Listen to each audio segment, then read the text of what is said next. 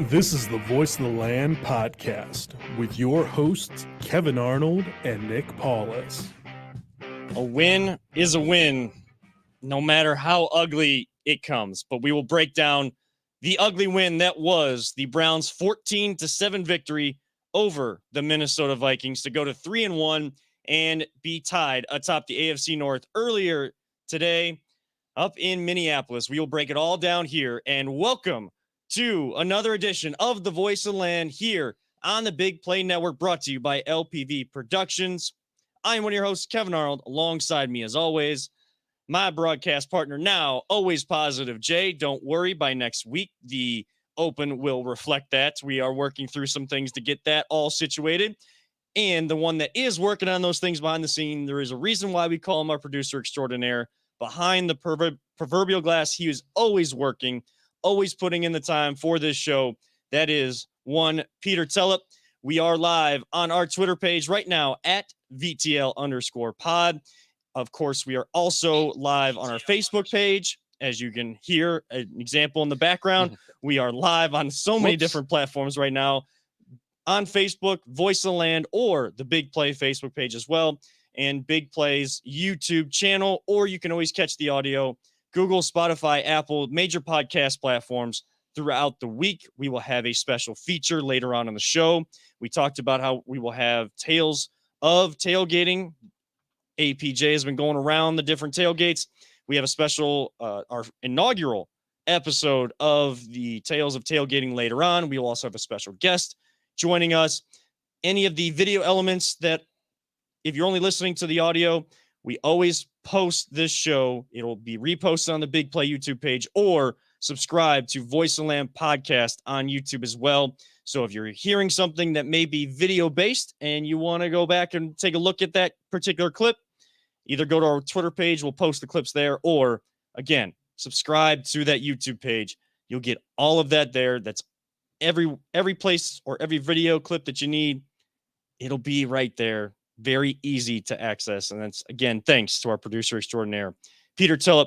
We are, of course, sponsored, and we got to thank our sponsors, Vector Technical, the right person, the right job, the first time, and DP Construction LLC. Reach out to them by phone, 330-217-4999.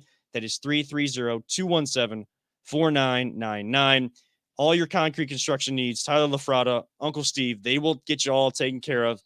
Hey, even reach out to Tyler LaFrada. He has so much confidence in the work that they're going to do. He gives out his own personal email address, tylerlafrada@gmail.com. Hit them up. Get that concrete work done that you've been needing to around the business, around the home, just before the cold weather really hits this fall and winter as we get into October. Before we get into the Browns game tonight, and I bring the guys in and we kind of get our react, because I know Jay's chomping at the bit, Peter's chomping at the bit to get into all this tonight. We do have our special guest coming on in our second segment. I do want to acknowledge and honor the memory of the person that, one of the main people that I will credit for this show being a thing. When Nick Paulus and myself started this show a few years back, we were students at the Ohio Media School, and I was not in the same program as Paulus. I was in the sports emphasis program, and the guy that headed that up is a guy that's been a major focal point, a major face and personality in the Cleveland broadcasting scene for over 20 years. That is one Matt Lodi.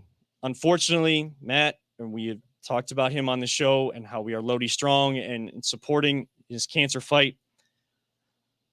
Unfortunately, that fight did come to an end this past Tuesday. Matt was what you saw or heard from, whether on radio, on TV, or just out and about. If you saw him, you talked to him on Twitter, and you recognized him on the street, he was the same guy no matter what. Didn't matter how long you've been in the business. He was all about being a genuine person, someone to help the younger people like myself trying to get into this industry. No ego at all. One of the nicest people you'll ever meet. Driven by faith, driven by family, driven by love and the love of sports. And unfortunately, we lost him too soon at the age of 46 on Tuesday. His services, I know, are coming up this week, but I just wanted to make mention of that. I did post thoughts out there because Lodi was the first person to give me a chance, the first professional experience. He had me go cover high school football games, writing for his website, neosportsinsiders.com.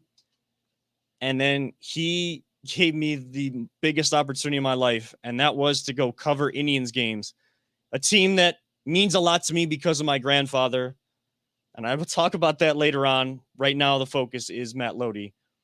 I got to cover one of the professional sports organizations in this town that I grew up loving, was brought up to love from a more intimate circumstance, a more unique circumstance, being in the press box, then going down into the clubhouse, getting sound and getting questions answered by players, and just having that kind of interaction with some of the great beat reporters. And I know Zach Mizell of The Athletic and Mandy Bell, some of the others, Hoinsey, all of them, Terry Pluto, they have all made mention. Sam Amico, who's been a basketball writer for a long time, best friends with Lodi.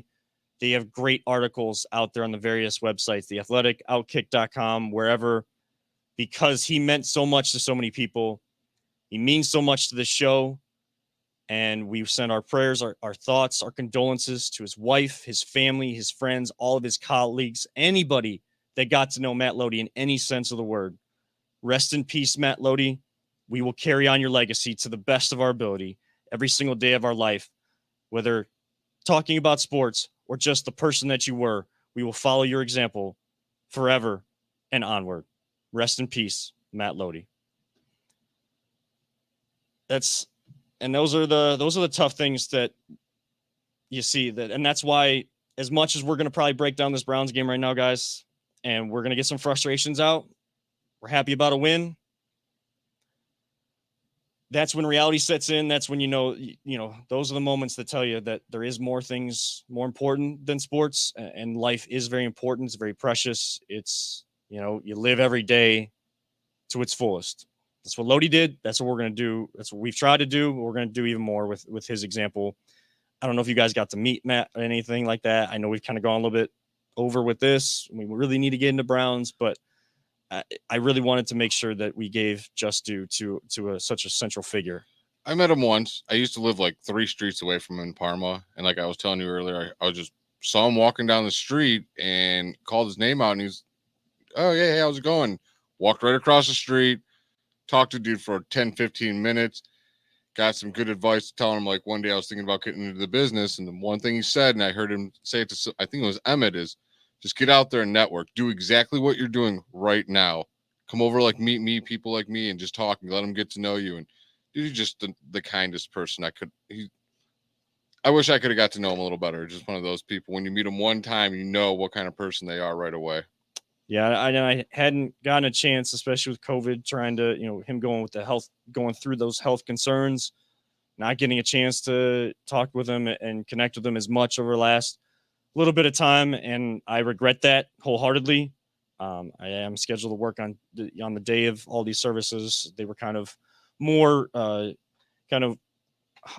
they were sending out that information in a more discreet way. So I don't want to overstep my bounds on that, but I am scheduled to work the day that everything is scheduled. I'm hoping that can get out there, because he did mean a lot to me, and beyond just trying to get in this industry, just as person to person, that relationship. Peter, I know you talked about before we even jumped on here, that was someone that people told you to connect with when you were trying to build this and your production expertise into the sports stuff that you care about. Yeah. I never actually got to meet Matt in person. I connected with them via email, online, stuff like that. And I've never heard anyone say a bad thing about Matt. I mean, everyone, Adrian Goller, who used to work with me over at Futuri, she's now writing for like Sports Illustrated, covering the Indians.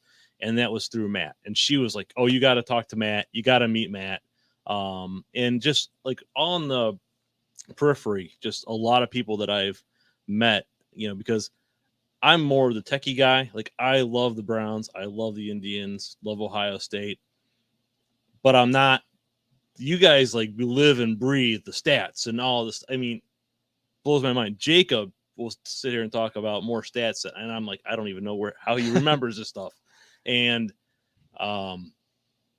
it's just weird. Like everyone I talked to that's involved in sports, everyone knew Matt, and everyone had great things to say about him. And he really, I think he was kind of an institution in Cleveland. He was. Oh, he really in Cleveland sports. Yeah, you could tell by people all in the media when he passed away how many people had so many kind words to say. Like, he's more than sports though. Like, when my brother passed away, he DM'd me like immediately when he posted something, was just talking to me for like a good hour, which helped. I mean, that's all you want from in that situation, someone just to talk to. Yeah, he was an institution, and it is a sad time. But I know that just like he fought every single day before he got just fought for opportunities and fought for other people to get opportunities in this industry. And then, of course, when he got cancer in a personal struggle, he fought every single day. He would want us to continue what we were doing. He didn't leave any moment laid to waste at all during those 2 years. He was still covering games. He was still doing what he loved, and he would want us to do what we love too. So to honor and celebrate his life, which I think is another key thing to do during sad times, honor their life. We're going to honor Matt's life and his purpose by talking sports. And the big thing we got to talk about tonight before we hit the break, we got enough time. Initial impressions of this game today. The Browns win 14-7. It was a drag them out, slug them out type game. The Vikings score on their first possession. The defense shuts them down the rest of the way. A team that had scored 62 points the last 2 weeks. Offense, Baker looked awful. Offensive line, awful. Running backs, pretty good, but not what we expect out of a second year in this type of offense. Jay, your impressions coming out of this game now. Well, first off, let's start off with the positive because it's kind of my thing. Yeah. We wanted to see what this defense was really about. We played the Bears, and they had a stellar game, but they were the Bears. This offense of the Minnesota is pretty damn good. And after that first drive, I'm like, oh, man, maybe that was not what we had last week. And they just locked them down after that. That was a stellar defensive game. And then there's Baker.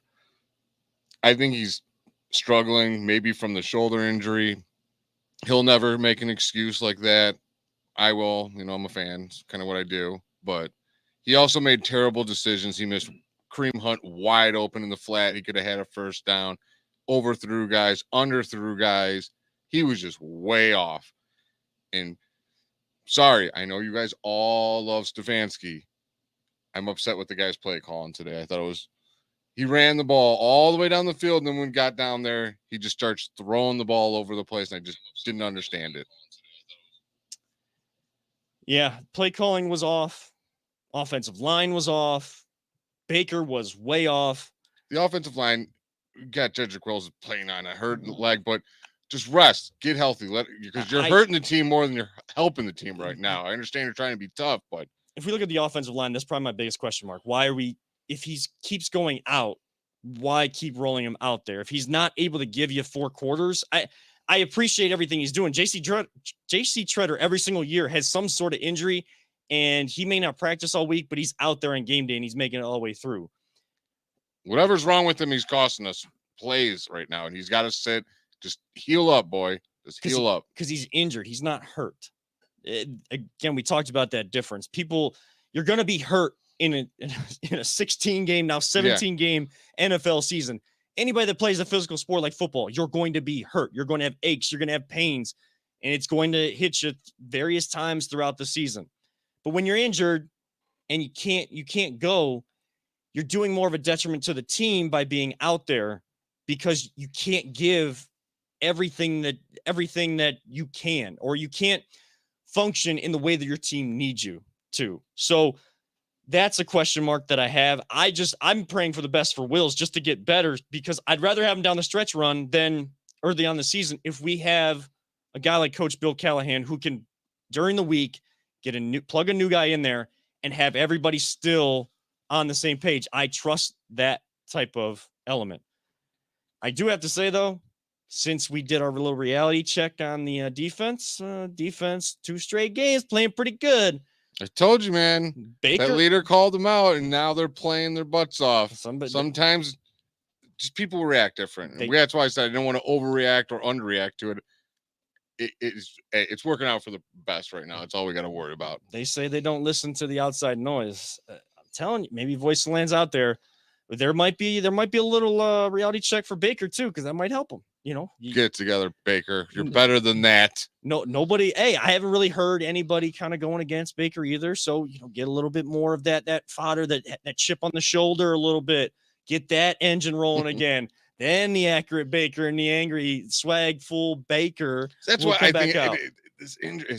He's got to be hurt. He's so accurate. That's like one of his best things, and he's just all over the place today. I know he's got at least he didn't turn the ball over. Yes, yeah, that is like the one positive you can say, and you're always looking for. We always got to look for the silver linings. I think he's got a brace on that shoulder, but missing open guys, there's no excuse for that. That is, he said, piss poor. I'm going to use that same terminology. It was piss poor all day. One game, it can happen to the best of them. You better not make it a trend. I don't want to see those bad habits get into the quarterback room and get into Baker's head, just like I didn't want to see it in the defensive room. They cut it out. Baker, you cut it out too. And we will get into more of that on the other side of this break, as well as we will have a special guest, Paul Brown, the famed British Browns fan and vlogger around the streets in the United Kingdom, will join us on the other side of this break. This is the Voice of the Land, brought to you by Vector Technical DP Construction LLC on the Big Play Network.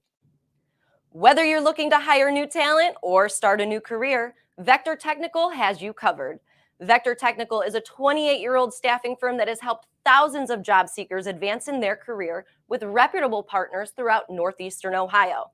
Vector Technical is more than just a temp agency. With an above-average hire-in rate of 1 in 4 candidates, Vector works hard to connect the right person with the right opportunity the first time.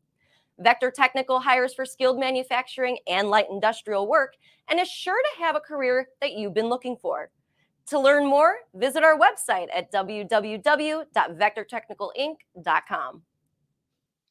Welcome back to the Voice of the Land, your Big Play Browns post-game show.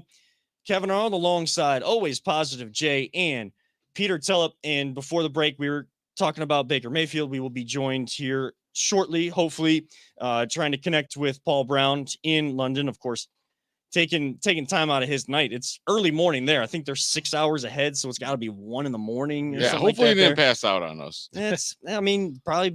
He's been up longer than we have, so probably getting the drinking and the food kind of going a little bit sooner than we did and getting ready for the game. He does a great job of also kind of covering the stuff going on in Britain. Like, we've seen the social justice kind of protests and all the different. Oh, he's always out in the streets doing stuff, covering everything out in the streets. Any issue that comes up in London, and it's a hell of. I don't know, man. That guy could cook for me whenever, man. He also is he's got little like vlog videos with him cooking. It looks amazing. Well, I mean, we got the tales of tailgating coming up too, where the people are going to talk about the food that they're making. So getting them on during that too, we can definitely do that. If we need to, get him on a little bit later in the show, talk to him. I definitely want to talk to him about what the meal of choice was today. If we're able to connect, I definitely want to see what he was able to make. Cause I mean, he's already twice as good, if not more so, 10 times as good as the cook that I am. So just getting his expertise on that, always a good way, and always got to have good food to get through an agonizing game. Man, that was a nail biter. It was, but it just seemed like the defense has found something. And I think before we get him on, I think that's kind of the biggest bright spot of this game and the one we need to focus on. Yeah, it didn't look great. You started to think, oh, okay, so you did that. You only gave up 1 net passing yard last week to Chicago. Not a great team. It's a 2-2 team now in Chicago that probably more so 1-3 type team. Minnesota is a team that could be 3-1 to 4-0. Like, that's the type of talent that they have over there. They have 3 close losses and beat a really good team that's now beating San Francisco in the Seattle Seahawks last week. So you thought, Minnesota goes right down. Their firepower, you got Dalvin Cook, but Adam Thielen making plays, Justin Jefferson catching that 12-yard touchdown pass. You're thinking, well, maybe this defense against good teams, they got a lot of work to do. After that opening drive, nothing. 7 points this week, 6 points last week, 13 total points given up, 7 points to a team that we said gave up or scored 62 points over the last 2 games. They're starting to figure it out, and you can just see the communication and guys on a string right now out there, can't you? The defensive line just seems real in sync with each other right now. And JOK, he's just out there flying around tackling everybody. He's doing a hell of a job and looks like the steal of the draft right now. And my boy, Greedy, you asked who was going to be the key player, and I told you to get a pick, and he got a big one. I was kind of really happy about that. I can't lie. When you call it, it's always nice. I know. And we were talking about what kind of poll question we want to post out there, and I'll get the results here in a second to kind of see where people were at before the game. But we were trying to figure out something around Greedy because first start and coming in for Greg Newsome, the rookie kind of takes over. Greedy's trying to earn his spot back, earn his place on this team. Throughout the week, the coaching staff had glowing remarks to make. Look at Mike Preiford, the special teams coordinator. Greedy came to him saying, whatever you need, I'll do. That's what you want in a player, man. That's so important. That is not what you expect from a guy named Greedy. No. But in all seriousness, though, like this is a top tier talent out of LSU who has played well when he's been in there, but just hasn't been able to stay on the field. And then going through that nerve issue last year, you saw the excitement from the entire team, how much they pull for this guy. They know how much he went through.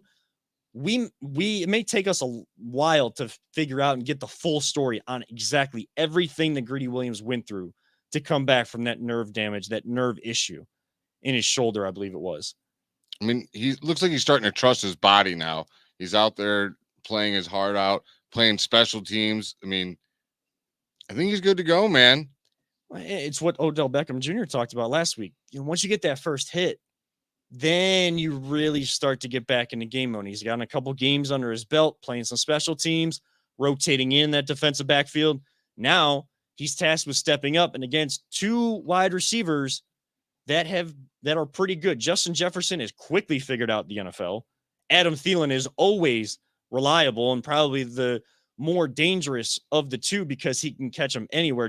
Jefferson's going to take the top off. Thielen's got that whole route tree to him, and he's someone that Cousins can rely on, and why Cousins have been playing so well coming into this game and hadn't thrown a pick until Greedy got that one. So for Greedy to step up in that moment and then his team respond with that kind of respect and that joy, that shows you how quickly this defense is coming together and how this culture can help a team always have that family type atmosphere. Do you get that sense, Jay? Like that family They're out atmosphere? there for each other. Like dude, you seen who was the lineman? His shoe came untied. Boom, Baker's right there, down on his knees, tying his shoes for him. They're out there looking out for each other, playing hard out for each other. That might be the best completion of Baker's day. Hey, leave Baker alone. Sorry. He had a bad day. Yeah, he did have a bad day. He did. I mean, bad is the nicest way to say it within the confines of the language we use on this show. He was looking very CJ Stroud the first couple games there. Yeah. I mean, but you know what? I think it is his shoulder. It's because it's not what we expect from Baker. Baker's way more accurate than that. And I think he's playing hurt. And he hasn't been the same since it. Like I said, when it happened in game, I think he was like 9 for 9 after it happened or something.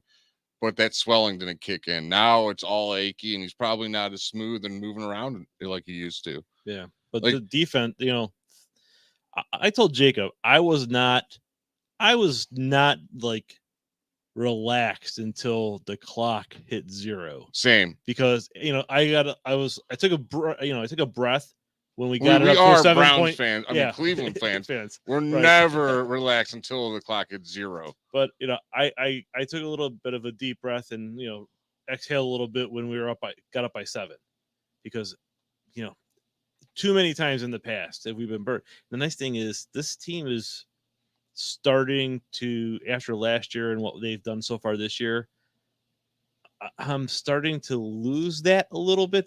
That nerve, it's still there, a lot, but it's coming down a little bit. The nervousness about like, oh, we're only up by 4. Starting to feel Like- better and better. Yeah, That old feeling of when's the next we had to domino have fall? 3. We had to be up by 3 scores. Mentioning 2 getting minutes up left. by 7.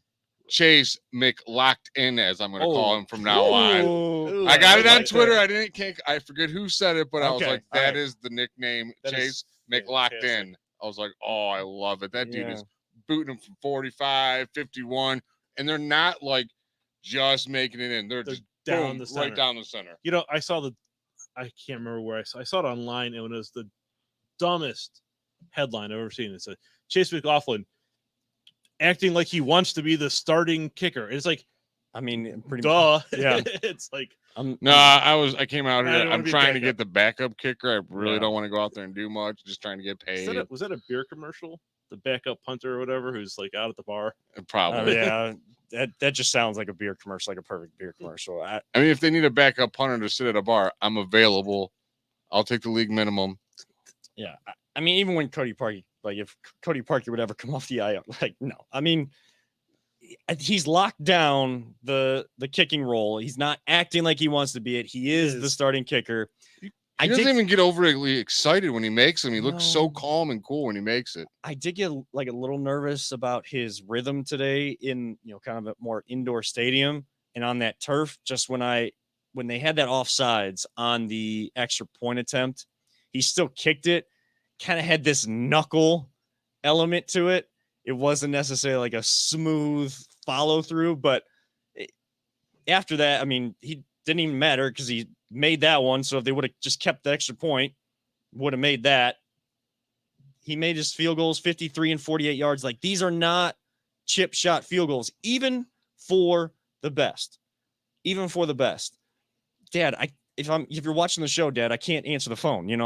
My dad's calling me while I'm on this show. Do you get that too? Yes, my dad actually called me about 10 minutes ago, and I'm like, he knows every Sunday night we do this show. We're doing it live, all right? We're doing it We're live. doing it live. Dads care. I know. My dad cares. My mom cares. It's just Well, in his defense, it's only like 4:30 out in Arizona. So So- mine has no excuse. Mentioning kicking, if you're the opposing team, don't go offsides against the Browns if we're kicking a field goal because we're going for 2 every time and we're getting it. Well, That was huge. that was gutsy. I liked it. Because at the end, imagine if they only had to kick a field goal there or whatever, or a touchdown would have won it. That changes Everything. your mentality of the game and everything you said. Well, and that's the analytical impact on football. That's the number or percentage and information impact on football. And yeah, everybody liked to joke about, and I probably even made the mention of it too before this whole organization got started last season about being based on analytics again with, similar faces in that front office and everything. The Browns aren't the only ones using analytics to help with their decisions. Again, They're not based analytics. They're football players. Like they're football minds that are using analytics. There's a huge difference. We're not. And that's exactly that's why analytics works, because when you are sport focused, football decision, basketball, baseball decision focused. Now, baseball is more numbers than anything else, and that's why analytics has more of an impact there. But for football, basketball, other sports that are using analytics, it's in conjunction with the main elements and the main It just goals helps you of make the more educated. Yeah, it's decisions. a tool. It's a Exactly. tool to use. And the thing is, We got the best in the business well, at it. that's the thing. You could have all the analytics in the world, but if you don't have someone that knows how to look at those numbers and apply those in the correct setting, then they're meaningless. And Andrew Berry's done it. Oh yeah, he's done a fantastic job. You have the best person who's went to an Ivy League school, is smart, but also has high football IQ about what needs to be done from a front office standpoint to put the team in the best position to exceed from a football standpoint, and also understands how to translate how he understands the numbers and how they can be used into those football decisions. And the Browns are kind of at the forefront for all that. It's being open to information and being open to change. Honestly, it's kind of a message to society. I'm not going to get all philosophical on everybody because we tend to get off track when we do that. But being open, everybody that talks about woke culture, football teams are becoming woke on analytics because they're open to other pieces of information they never thought they would be before, other ways to think about it, while still making the same football-driven decisions they've always made in the past. It's not overthinking. The Browns aren't overthinking anymore. That's why I can still feel good that we won today. And I know that when Baker's already saying that he was piss poor, he's already giving himself the reality check. I don't need to go into this camera across from me and do that. I will if I need to. Baker, if you're listening, be better. I don't have to, because they hold themselves accountable. If he doesn't play well, though, doesn't matter what analytics say or anybody says. If Baker doesn't play well, you won't win a lot of games. You had other people pick you up today. You're going to have to pick them up at some point throughout the year too. Find a way to have all three phases working together. What they're showing you is also they can win in so many different ways. Yes. They could just ground and pound you, and now they could beat you with defense. If they need to, if the offense is clicking, they'll just score on you all day. And just never assume that one of those ways that you won, you can win that way every single week, because you know what they say when you assume. I'm not going to say it, but you know what they say when you assume. Browns don't do that. They always seem to get better. This one mistake has not translated to the same mistake the next week. And we look forward to kind of seeing, hopefully, an angry and motivated, chip on his shoulder Baker next week in Los Angeles. We'll talk a little bit about that game moving forward. But on the other side of our second break of the night, we have our debut of Tales of Tailgating. Jay getting out and helping kind of shed some light on some of the smaller tailgates out there, whether maybe even in the Muni Lot, but more so out and about, because there are so many other places outside of the main spot in the Muni Lot that we need to focus on. This first one, we are in the Muni Lot. Okay. I was just walking around, and you'll see it looks like a little trailer, and I just stopped and looked on the inside. I'm like, wow, I got to show this one off. And that was my first interview. Wasn't even planned. And that's how a lot of them are going to go. And if, like I said, you me to show off your tailgate, reach out to us. Yep. So on the other side of this break, you'll find out exactly where Jay was and who he got to talk to on the debut episode, Tales of Tailgating. Before that, we hit our second break of the night. This is The Voice of the Land, your Browns post-game show on the Big Play Network. Are you struggling to hire the right talent or maybe even find the right career? Vector Technical makes it easy. Since 1992, Vector has provided Ohio employers with a reliable process for hiring and have helped thousands of job seekers advance in their careers. Vector Technical is more than just a temp agency. We invest time to get to know each client and candidate personally. Vector places people in job opportunities that they are truly excited about. Interested in learning more? Visit our website at www.vectortechnicalinc.com to see a full list of our current job opportunities and to find out what Vector Technical can offer you.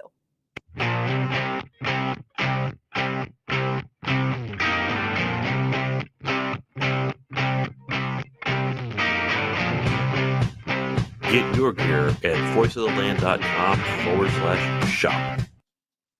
Welcome back to the Voice of the Land here on the Big Play Network, talking all things Browns. Browns win 14-7 over the Minnesota Vikings.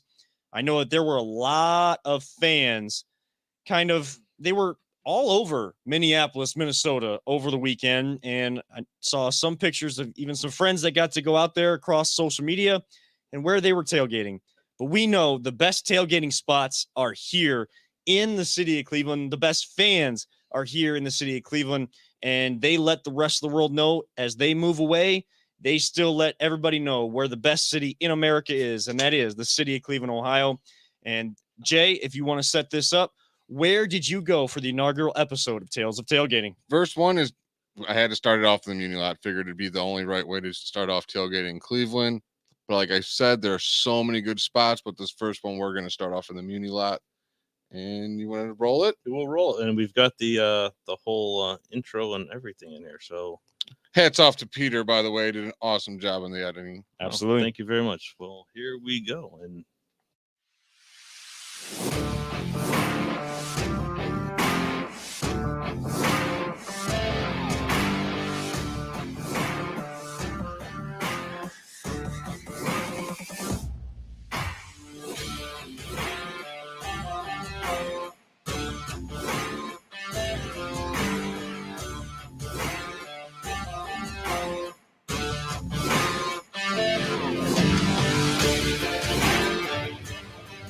Hey guys, APJ here with the Voice of the Land, and this is our first tailgate for Tales of Tailgating. I'm with Steve and Diane. How you guys doing today? Danielle, I'm sorry. I'm terrible with names. I knew I was going to mess it up. So how long have you guys been tailgating? Well, together 7 years. 7 years. You guys said you used to have a bus before this. We had a bus, that's right. And now you're traded in and got that.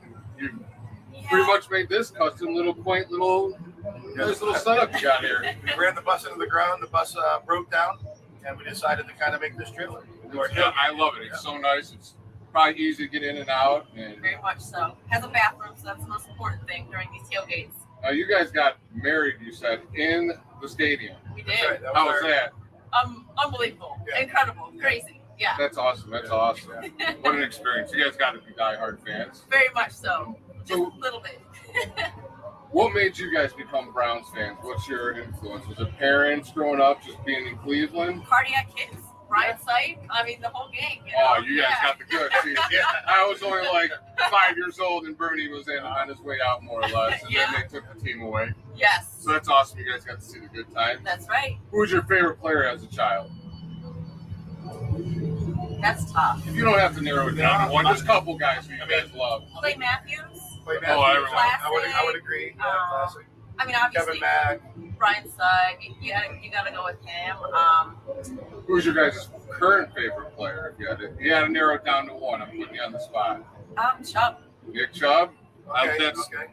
Maybe I mean, come on, look at Yeah, I love right, Nick yeah. Chubb. I mean, Miles Garrett, but this Yeah. season, not so much right now, but I think he's going to have a breakthrough game today. Awesome, yeah. Well, guys, thank you so much for your time. Absolutely. Thank you, Jason. Go Browns. Yes, Browns. absolutely. And on to the next episode. Go Browns.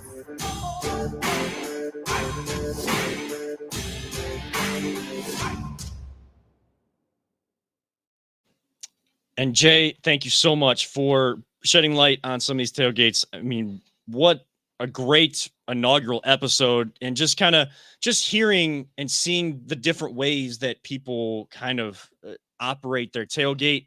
And you see all these different, like the big buses and the ones with the dog faces on them, and all these Browns themed or painted vehicles there, but you don't know you never really get to see what's inside if you just walk through there. Like, I was working the media lot at one of these home games. You kind of walk through there, you talk to a few of the different tailgates, but if they don't, you don't really talk to them too closely, you don't really get to see what's inside. Like, it is so cool to see the way that people reconfigure these vehicles. That's, I mean, set up when to I see used to tailgate, that's what I always wondered when I walked around. I'm like you said, you see those buses, the RVs, and all this. I'm like, I wonder what's in these things. Like, what's going on in there? Oh, and and that trailer, you come out with a camera, and all of a sudden, people really want to show it off. So that's cool. and that trailer was like from the outside. You would have Yeah, never known if right. they had it just trailered up without no TVs. Yeah, or with the nothing. TVs off the side. Yeah, it's like you it's said. beautiful inside. I was Yeah, like, when I was that's walking really by, I nice. just thought it was a trailer, and then I turned my head, and I'm like, "Oh wow, that's really nice inside." And the couple, they were so nice. They got married in the Browns team. Like, these guys are some diehard Diehard Browns fans, yeah. fans here.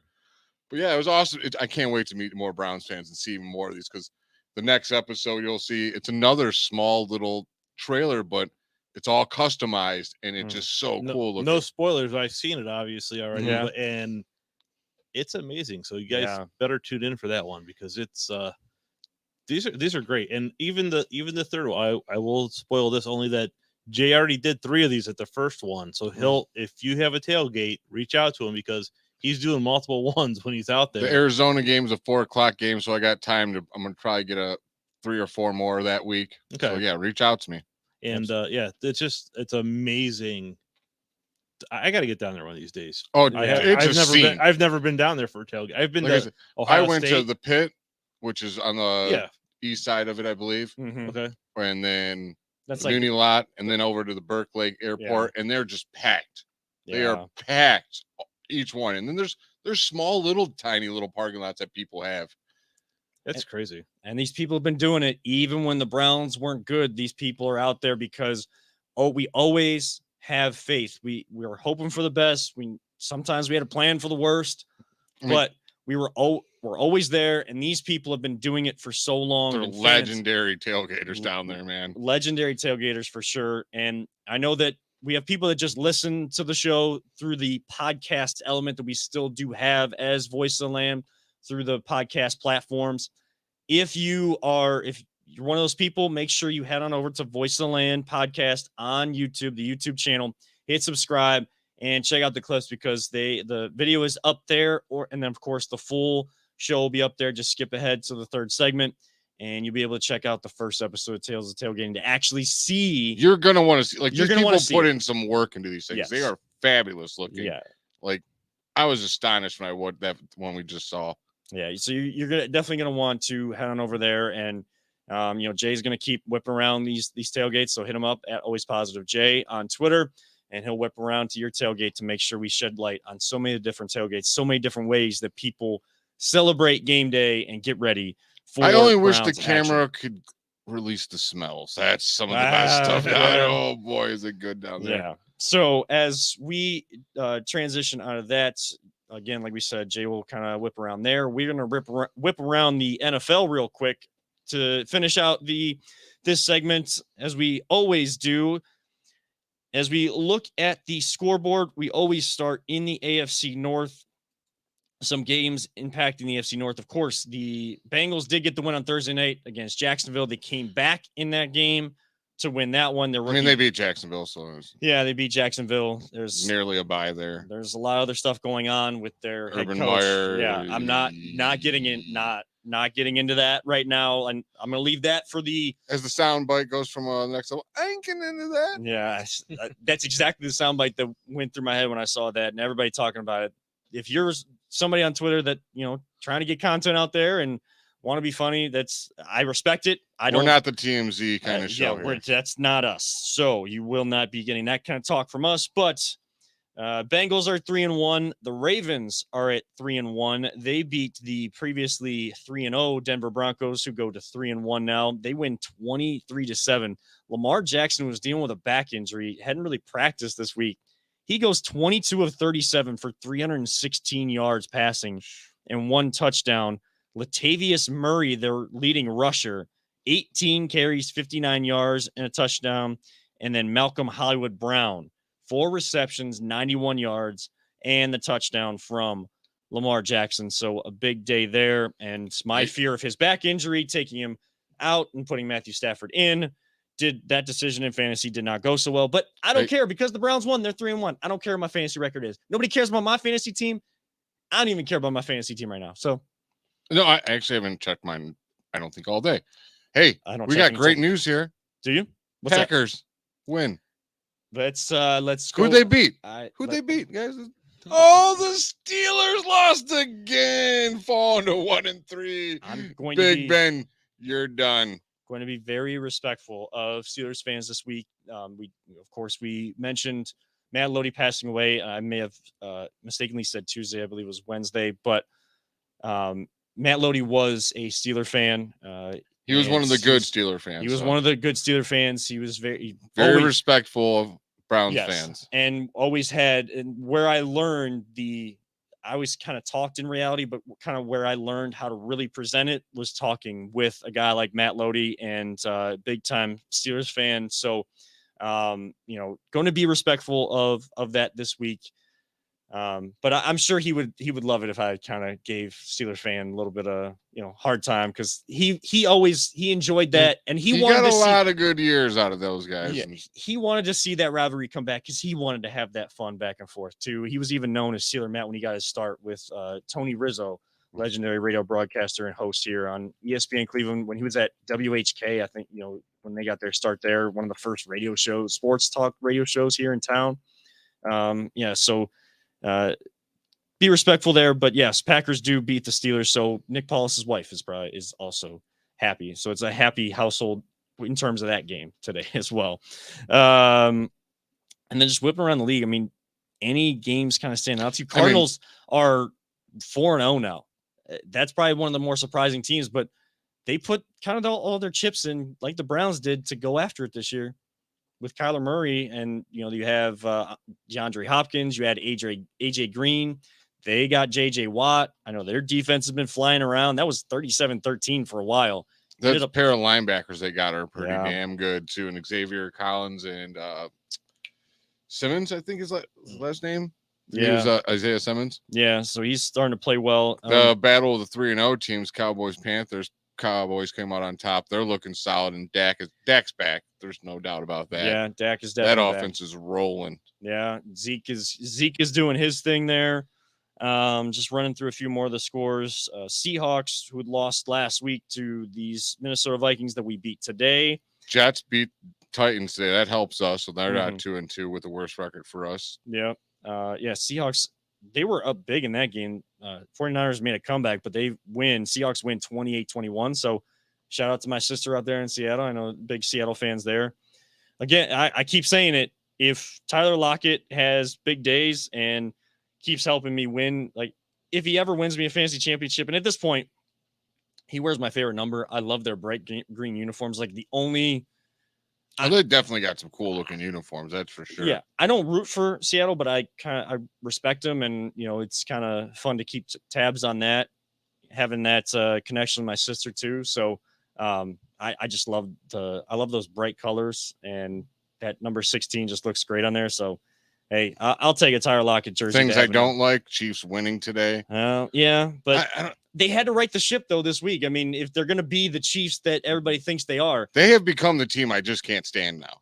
Like I liked them for a while there when they were coming up, and now I'm just like, dude, I'm sick of you. Get out of my way. The Warriors of the NFL. Yeah. No, because I never liked the Warriors. I actually liked the Chiefs when Patrick Mahomes first year he won the Super Bowl. I'm like, this kid's a nice kid. And then I found out he puts ketchup on his steaks. I lost a little respect for the guy. I'm just joking, but they're just, I think, our big rivalry now in the AFC. And every time they win, it drives me nuts now. Yeah, but that defense has got a lot of issues. It's kind of going back to that first year that Mahomes was the starter. He won the MVP. They didn't go to the Super Bowl, but they were able to win these games big offensively during the regular season. But once the attention to detail became much more of a focal point in the postseason, and they didn't have that defense. They can't stop the run. They can't.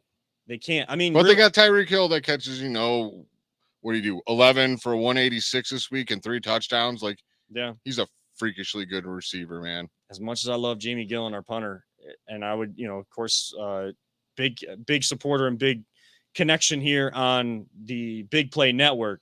If not for maybe that drop in that game, that momentum swing drop in that game, could be 4-0 right now. So, but 3-1 still feels pretty good and still sitting near the top of the AFC, if not at the top. It's got to be the best record at this point. There's got to be tied for the best record. I don't think in the AFC because now that the Broncos lost, is that a good thing that the Ravens won then?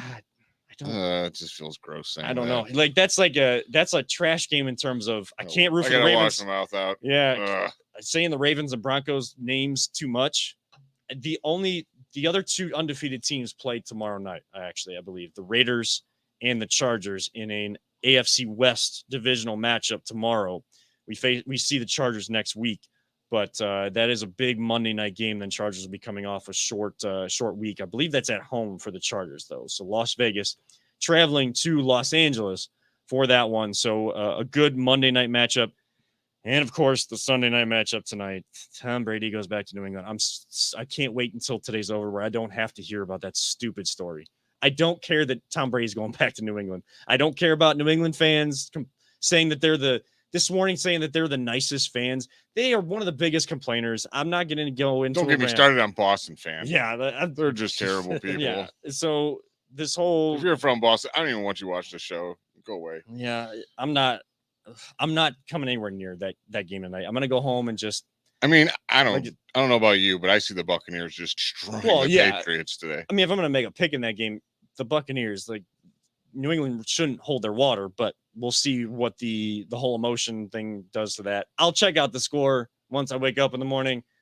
I'm just hoping for a Monday night overtime game. I hope the Raiders just wear the Chargers down, but Chargers win. That primetime game is a bigger matchup. So we'll look forward to all that, and look forward to Browns facing the Chargers next week, not knowing what they did this week yet. We'll kind of look ahead to that on the other side of this break. And I have a special PSA. I teased it last week, said it was going to be at the beginning for obvious reasons. It did not start the show. I'm going to end the show with a baseball PSA. Yes, I know a lot of our football fans probably just turned off the show. I don't care about my baseball team. I have a baseball PSA to end the show that right here on the Voice of the Land on the Big Play Network.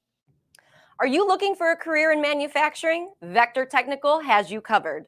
Vector Technical is a 28-year-old staffing firm that has partnered with some of the biggest and the best companies throughout Northeastern Ohio. The recruiters at Vector Technical will coach you through the entire job process and will help you land an opportunity that you are truly excited about.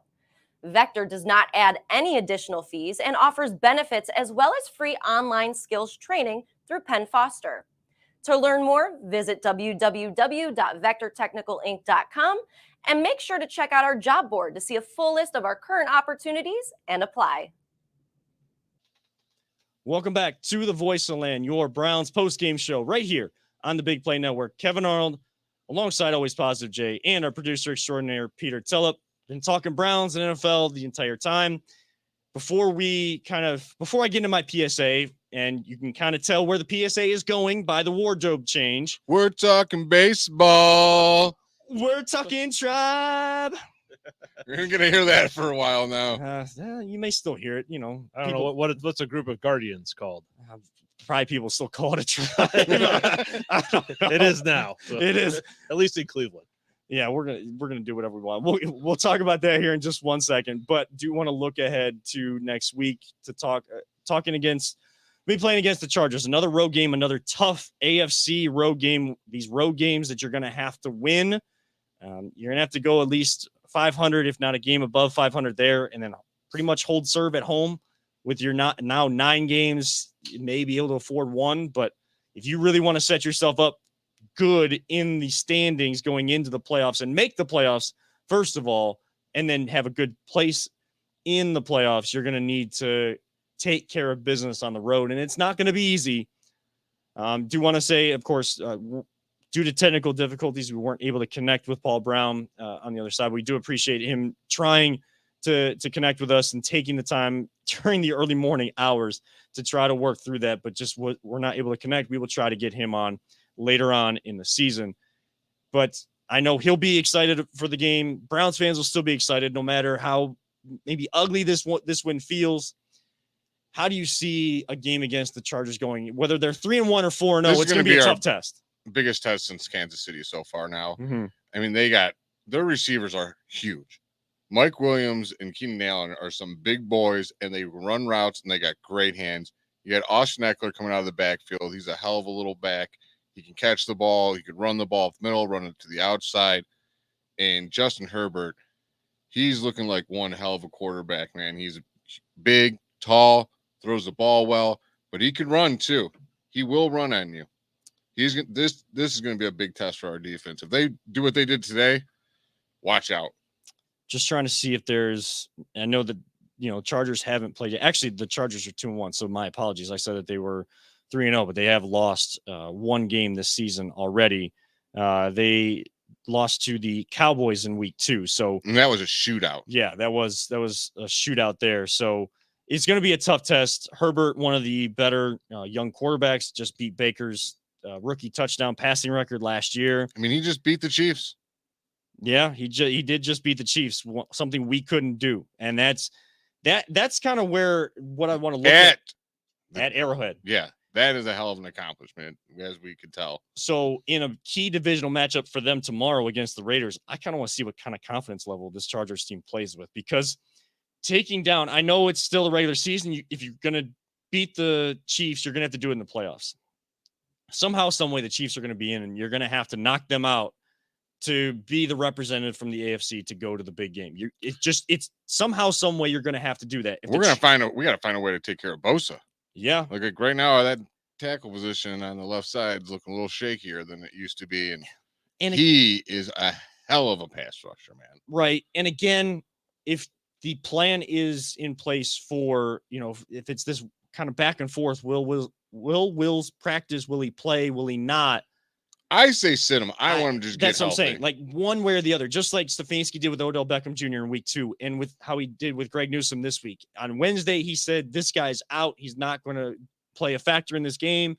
then going into the first day of game planning and scheming with your team, you're going to talk about it tomorrow as coaching staff. You're going to bring it to your players on Wednesday. As you start to practice, you have one set mindset of who is there and who is not.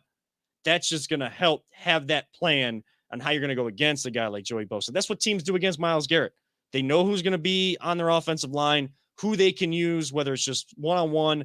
Of course, Myles is going to win most of those one-on-ones, but who's going to double team, who's going to chip, who's going to triple team, where are you going to bring all of these extra protections from, just makes that much simpler. So looking at this matchup, I guess it's kind of pretty much an even spread right now. So I think tomorrow you'll really get a sense, or Tuesday you'll get a sense of what the spread looks like. I don't bet, so I don't really know what the spread even means. That's for our buddy Nick Padone, who does Padone My Take and is on the Reflog show here on the Big Play Network. I can say I've never bet on a sporting event my entire life. Yeah, I wouldn't even begin to know. But if you want to know more about how to, with sports betting or putting credits down, because we can't actually legally sports bet here in the state of Ohio, tune in to Nick Padone and former Browns defensive tackle Phil Taylor on the Bet Jack online betting show. What is It's the Sports Parlor? The Sports Parlor on BetJack. On betjack.com. So tune into that show as well. Peter's helping produce that. So big things happening here. Best producer in the land. Yeah, he is. I try to tell people and they're starting to notice. So, bringing people. I appreciate it. Of course. But they'll talk more about the line when they actually get set. Right now, I'm looking at it. It says -1.5 for Chargers. The most I know is that the Chargers are favored by 1.5. If they have a big game tomorrow, I'm sure that line will favor the Chargers even more, being a home game for them. So a little bit I've learned is that, according to Nick, if you're at home, they typically give you three points. And Yeah. so if they're only giving the Chargers 1.5, they're basically saying it's a toss-up. We really don't know who's going to win this. So watch how many Browns fans are at that game compared to Chargers fans too. Like, I don't know how they're doing over there with their attendance and their fans right now. They're doing pretty bad in San Diego, if I remember.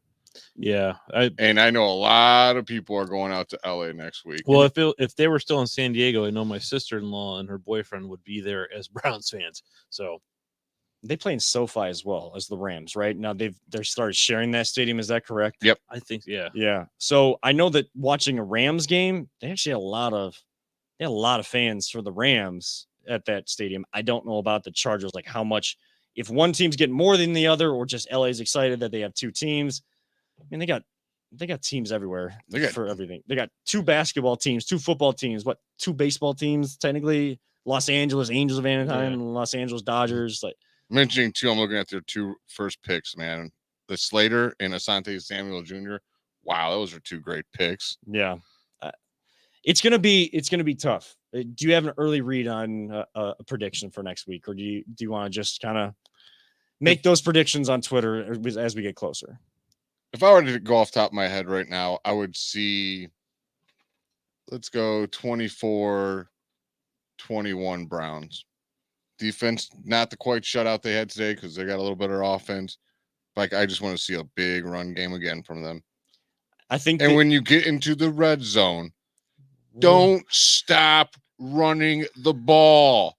Please ground and pound with those 2 fabulous backs we got there. Yeah. They're really good. They can get in there. Trust them. They got you all the way there. Unless they're getting pressure in the backfield in terms on the run plays and they're making tackles for losses.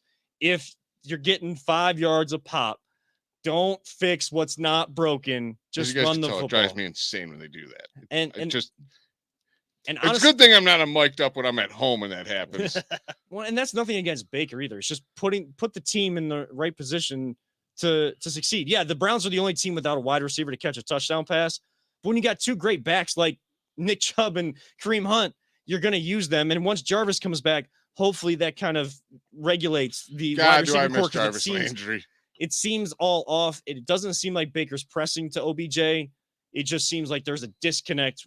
Whether it's not that OBJ, he was off on just him though. He was off. Well, he was off. He missed Bryant. He missed a wide open Hunt. He was off all day. But when there's nobody open, it just seems like there's that disconnect. If OBJ can't win up over the top, like there isn't that guy winning underneath. You know who's going to win underneath, and that's Jarvis Landry. There's a reason why we love Jarvis Landry in the show, and we will continue to say bless him till the day that this show. The thing that gets its going, offense honestly. going to me is obviously the running game.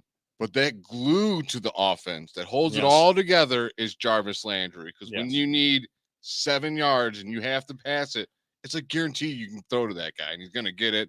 You don't Yeah. care if a guy's holding him all over him. He's going to catch the ball and he's going to get open. He's a leader on this team.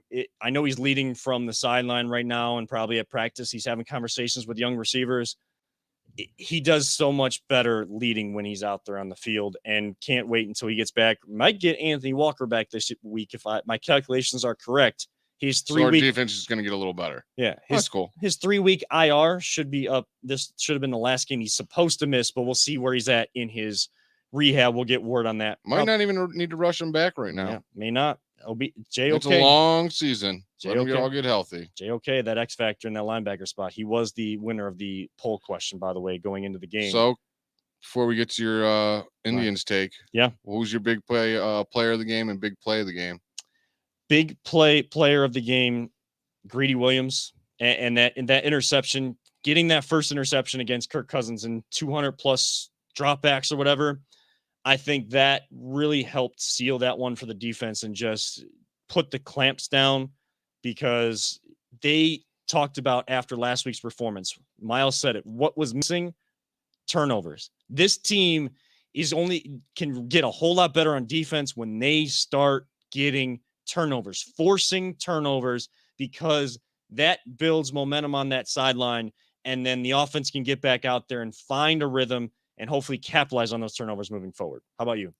That was my big play of the game. I was Obviously, gonna say. I might have called it, but There's my not big player was JOK. That JOK, yeah. guy's Yeah. he's electric, man. Can't go wrong there.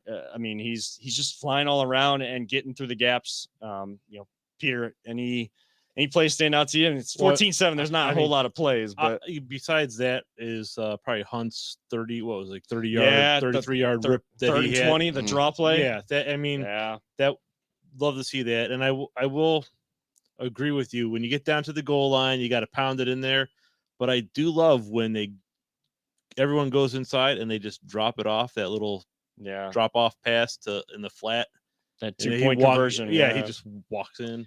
Yeah. I mean, but if the running game's working, and obviously today the passing game wasn't, so stick with what's working. So yeah, there will be there's going to be games where Baker's going to have to go win. If we're going to win a Super Bowl, our defense has got to play at a championship type level, and they're building to that. But your quarterback has got to make the plays, and it's got to make a play like he missed to OBJ this week and to Harrison Bryant last week. Those plays have to be made by your quarterback. He knows that. We'll see if he can get that corrected by next week. But we closed the show. We kind of started, unfortunately, on a serious and sad note. But one of the teams that are the late, great Matt Lodi covered and was one of the sports that he loved the most was baseball, and, of course, covering the Cleveland Indians. And today, the Indians won 6-0 over the Texas Rangers to end the season at 80-82. Today marks the final day with the team being known as the Cleveland Indians.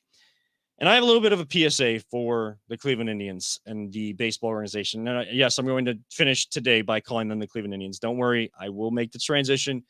I have nothing against the name change. Yes, I'm proudly wearing my Indians garb right now. I made the uniform or attire change during the break for a reason, because I love my baseball here in this town. And I understand that the memories don't fade. I understand why we had to make the name change. I feel like the graphics and what the uniforms will probably look like is very lazy, very cheap, very pretty much apropos for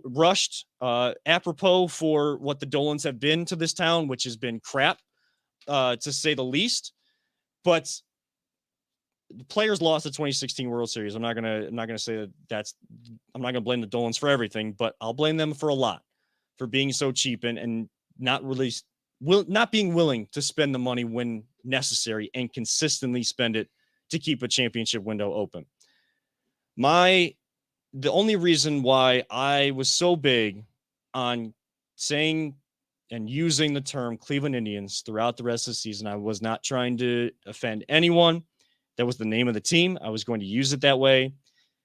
But the reason why it means so much to me is because of my grandfather, who in a week and a half will turn 95. He is a World War II veteran. He has been a baseball fan and a Cleveland Indians fan his entire life, all 95 of those years, because they've been known as the Indians for 106 years. You don't see that very long. You don't see that very much in sports. You don't see a team stick around in smaller market towns enough. I mean, you look at Seattle, and they losing the Supersonics. All of these, New Orleans losing, Charlotte losing the Hornets at one point, going to New Orleans, I believe it was. So teams kind of move around. They move places. They change names.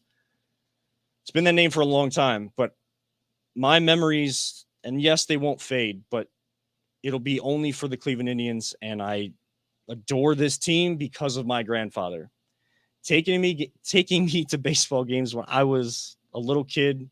Section 109, row S, seats 12 and 13. That's where I grew to love this sport and grow to love baseball in this town. We are fortunate that we get to continue having baseball in this town. Tom Hamilton said it at the end of the broadcast today on radio. He talked about how there are plenty of cities in this town that would love to have a major league team and get to name it whatever they want. They don't. There are only 30 cities. We get to continue having professional baseball here and continue having 3 professional sports in this town.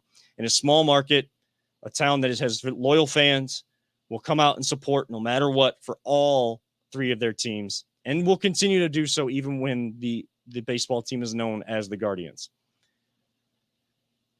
My only thing is, please don't just transition and complain to people that hold the name, the Cleveland Indians, close to their heart, because it matters for a certain reason. I express why the Indians name means a lot to me so that you understand why I'm going to make the transition much later than maybe some other people are. It has nothing to do with being against the reason for the name change. All I want moving forward is I want good baseball in this town. This team has an opportunity to have good baseball in this town a lot sooner than most small markets, mid-market teams get to do when they are in a rebuilding year. And I put rebuilding in quotes because it feels like this team is retooling, has the opportunity to retool. My PSA to the Dolans: spend the money. And I'm not looking for a lot of money to be spent, but spend the money properly. Trust Chris Antonetti. Trust the front office minds and the beautiful, brilliant baseball minds that you have in Chris Antonetti, Mike Chernoff, Terry Francona, Sandy Alomar Jr. Trust them on which guys they want to bring in to add to this talented young roster of Franmil Reyes, Ahmed Rosario, Jose Ramirez, your pitching staff with Shane Bieber coming back healthy, Aaron Savali, Zach Plesac. Now you have Quantrill in the mix. I know Tristan McKenzie didn't finish the year right, but you have our starting rotation. Add some depth there, so if one guy goes down, you don't lose elements there, and you put guys in the wrong position. Quantrill was asked to step up out of the bullpen. It took him a little bit of time to transition. He did that. He has earned himself the opportunity to have a starting spot in this rotation next year. Add a few pieces, and you can get right back to competing in the American League next year, whether the bargaining agreement adds another playoff team or not. I don't care how big the juggernauts of the Yankees and the Red Sox and the AL East are. You can compete in this division. You can compete in the American League. Put the right pieces in place. Trust those who can bring the right pieces in. Provide the resources, and let's get back to good baseball in this town next year, no matter what the name is. Let's start off the Cleveland Guardians era the right way. I ask that as a Cleveland Indians fan who is 3rd generation and loves everything about his grandfather and everything that his family has taught him about sports and brought him up to be. Thank you, and enjoy your offseason. Cleveland Indians to Cleveland Guardians organization. Wow. How do you follow that? I mean, I totally get it. Like you said, I get my fandom from my dad.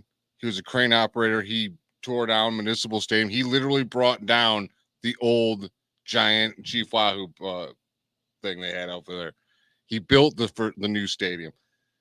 I was a kid in the 90s, man. I grew up with the best baseball you can imagine. I miss that. But like you said, respect everyone how they feel about this. But I guess my thing to fans right now is don't go hating the team because they changed their name. Right. We root, and you'll mostly remember the players and the city they were from.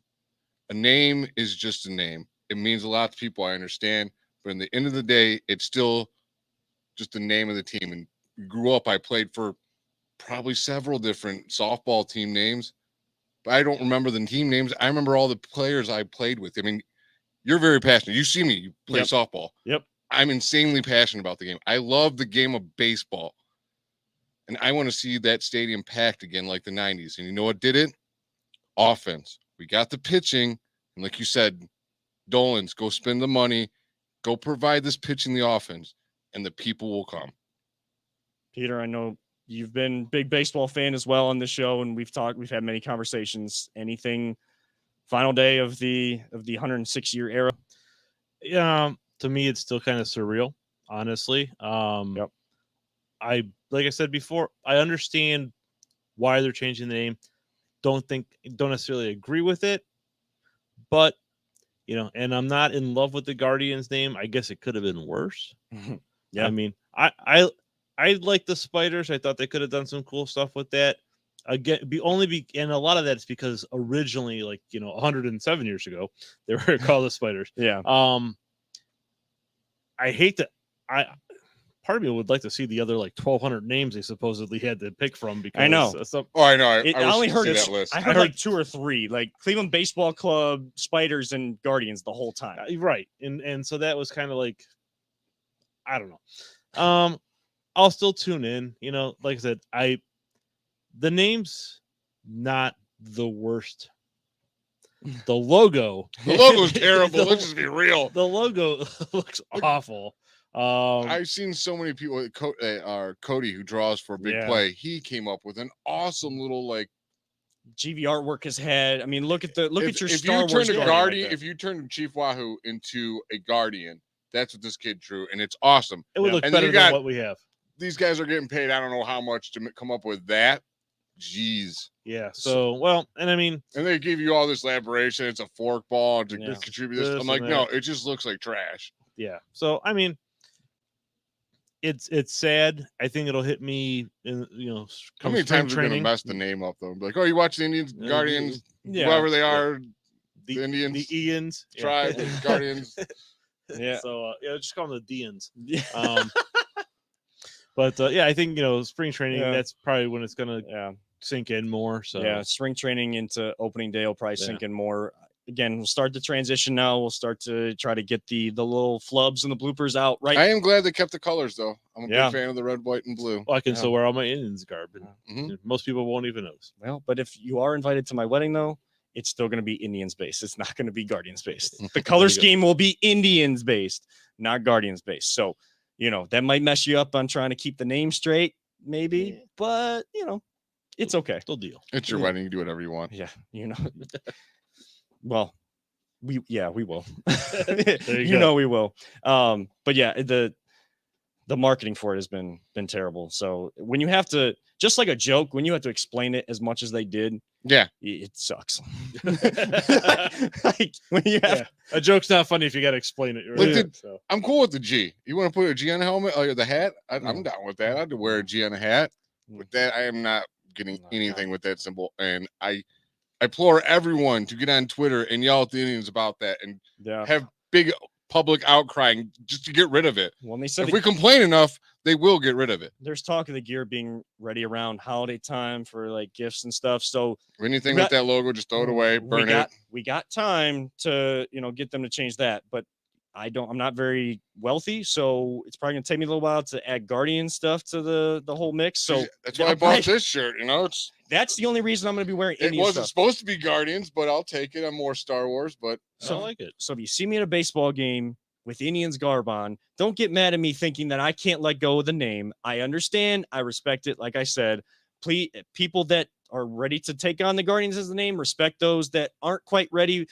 they're just wearing throwbacks. But if you're not willing to give There you up go. the Indians and you're not listening to why it's happening, you also need to open your ears and be open to the information. But don't get mad at me if you see me with Indians garb at a game. I ain't got the money yet to get it. So give me some time. Give me It's either a new shirt or a beer and a hot dog at the game. So or you just get a red, white, and blue Voice of Land shirt like Peter's wearing right now. You get it with so the you can state get of that Ohio. shirt and go to Dollar Dog Night. Yeah. Both. there you go. There you go. So you're saving a bunch of money all around. And you get some good gear. And we self-promote the show shamelessly. Yeah. Don't care. It's all right. But that is going to wrap it up for this edition of Voice of the Land. Good stuff tonight. We hope that I know we apologize for Paul Brown and the technical difficulties there, but we will get him on moving forward. We got some other guests hopefully coming on in the next couple of weeks, so stay tuned for that. Stay tuned for more episodes of Tales of Tailgating. Head on over to catch the inaugural one. Once again, you can tune into that on the Voice of the Land podcast YouTube page. But for my broadcast partner and did a wonderful job with the Tales of Tailgating, always positive, Jay, our producer extraordinaire, Peter Tellup, who is beautiful on the ones and twos and putting all of our production together. I am Kevin Arnold, reminding all of you sports fans, don't let anyone ever tell you it's just a game.